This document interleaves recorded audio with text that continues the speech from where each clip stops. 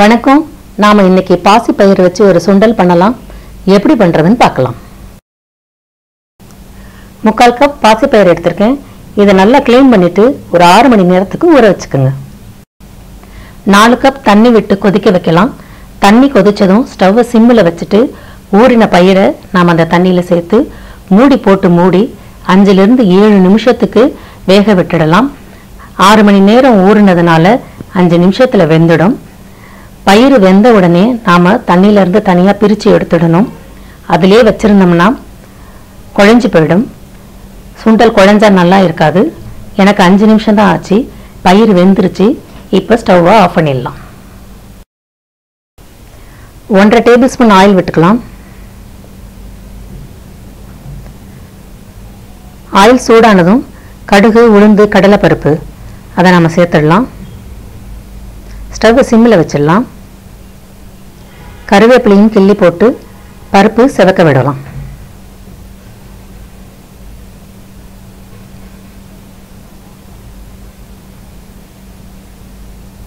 பருப்பு சேர்ந்துருச்சு.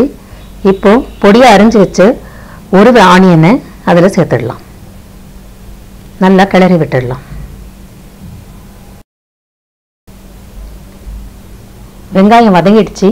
இப்போ நாம் அரிஞ்சு வச்ச 2 பச்சை மிளகாய், துருவி வச்ச 1 டீஸ்பூன் இஞ்சியையும் இதில் சேர்த்து நல்லா கிளறி விட்டுறலாம்.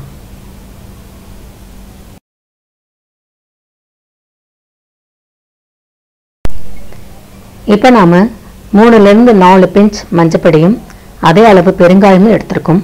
அதை நாம் இதில் சேர்த்து நல்லா கிளறி விட்டுடுவோம்.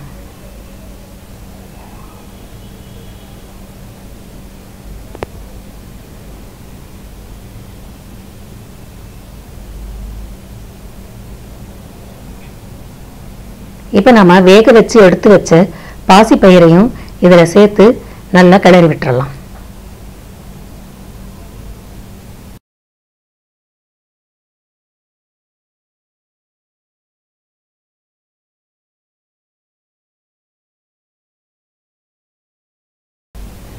இப்போ நாம தேவையான அளவுக்கு உப்பு சேர்த்துக்கலாம்.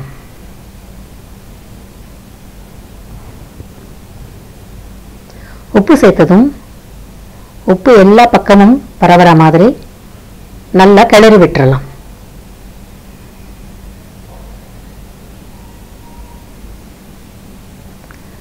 மூடி போட்டு மூடி 2 நிமிஷம் சிம்மிலே வச்சுடுவோம். 2 நிமிஷம் ஆயிடுச்சு.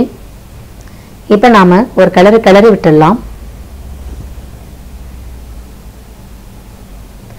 இப்போ 2 டேபிள் ஸ்பூன் தேங்காய் துருவலை சேர்த்துக்கலாம். பொடியா அரிஞ்சு வச்ச கொத்தமல்லி தலையையும் சேர்த்துடலாம். இப்போ நம்ம நல்லா கிளறி விட்டுடலாம்.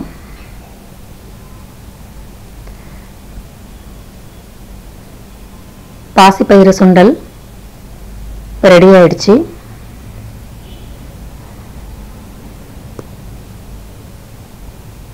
நாம் இப்போ ஸ்டவ் ஆஃப் பண்ணிடலாம்.